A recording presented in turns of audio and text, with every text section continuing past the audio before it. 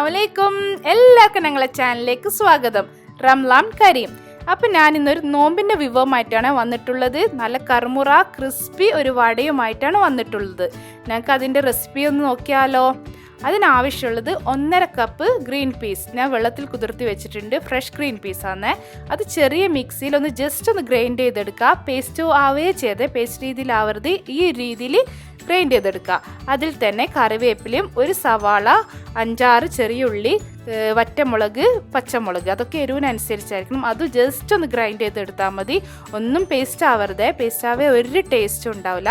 എല്ലാം കൂടിയിട്ട് ഈ ഒരു രീതിയിലെടുക്കാം. അതിനാവശ്യമുള്ള ഉപ്പും ചെറിയ സ്പൂണ് മഞ്ഞപ്പൊടിയും പിന്നെ കായപ്പൊടിയും, അതൊക്കെ ചെറിയ സ്പൂണ് മതിയെ. കായപ്പൊടി ഇതൊന്നും മിസ്സാക്കിയേ ചെയ്യരുത്.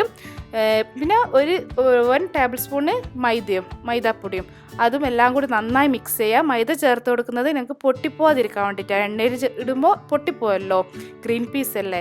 അപ്പോൾ അതിന് വേണ്ടിയിട്ട് ടൈറ്റായി കിട്ടാൻ വേണ്ടിയിട്ടാണ് മൈദ ചേർത്ത് കൊടുക്കുന്നത്. എണ്ണ ആദ്യമേ ചൂടാക്കാൻ വെക്കാം. ഞാൻ ഓയിലാണ് ഫ്രൈ ചെയ്തെടുത്തിട്ടുള്ളത്. നല്ല ചെറിയൊരു ചെറുനാരങ്ങ വലുപ്പത്തിലെടുത്താൽ മതി. ചെറിയ വട ആക്കി എടുക്കുന്നതായിരിക്കും നല്ല ടേസ്റ്റും പെട്ടെന്ന് മുരിഞ്ഞും കിട്ടുക. ഈ ഒരു രീതിയിൽ നല്ലൊരു ഷേപ്പാക്കി ഞങ്ങളൊന്ന് പിടിച്ച് നോക്കണേ അത് പൊട്ടിപ്പോകുന്നുണ്ടോ. അഥവാ നിങ്ങളുടെ പൊട്ടിപ്പോവാണെങ്കിൽ വീണ്ടും കുറച്ചും കൂടി മൈദ ചേർത്ത് കൊടുക്കാം. ഓക്കെ, എനിക്കിപ്പോൾ 1 ടേബിൾ സ്പൂണ് മതി. ചൂടായ എണ്ണയിൽ ചേർത്ത് കൊടുക്കുക. ചേർത്ത് അപ്പുറം ഇപ്പുറം തിരിച്ചും മറിച്ച് ഇട്ട് കൊടുക്കണം. കരിഞ്ഞു പോവേ ചെയ്യരുത്, പെട്ടെന്നായി കിട്ടും. ഞങ്ങൾ കുറേ സവാളയും അതൊന്നും മുറിച്ച് മസാല ആക്കേണ്ട ആവശ്യമൊന്നുമില്ല. ഇതൊക്കെ പെട്ടെന്ന് നോമ്പിനുണ്ടാക്കാൻ പറ്റിയ ഒരു സ്നാക്സാണ്. അപ്പം എല്ലാവരും ഒന്ന് ട്രൈ ചെയ്ത് നോക്കണം കേട്ടോ. നല്ല സൂപ്പർ കടിയാന്ന്. നല്ല എന്താ പറയുക, ചൂട് ചായൻ്റെ ഒപ്പം അടിപൊളിയായിട്ട് കഴിക്കാം. എനിക്കൊരു 15 വടയോളം കിട്ടിയിട്ടുണ്ട്. പരിപ്പ് വടയിൽ നിന്നും ഒരു അടി മുന്നിൽ തന്നെ ഇതിൻ്റെ ടേസ്റ്റ് സൂപ്പർ ടേസ്റ്റാണ്. അപ്പം ഇൻഷാ അല്ലാഹ് എല്ലാവരും എൻ്റെ റെസിപ്പി ഒന്ന് ട്രൈ ചെയ്ത് വെക്കണേ.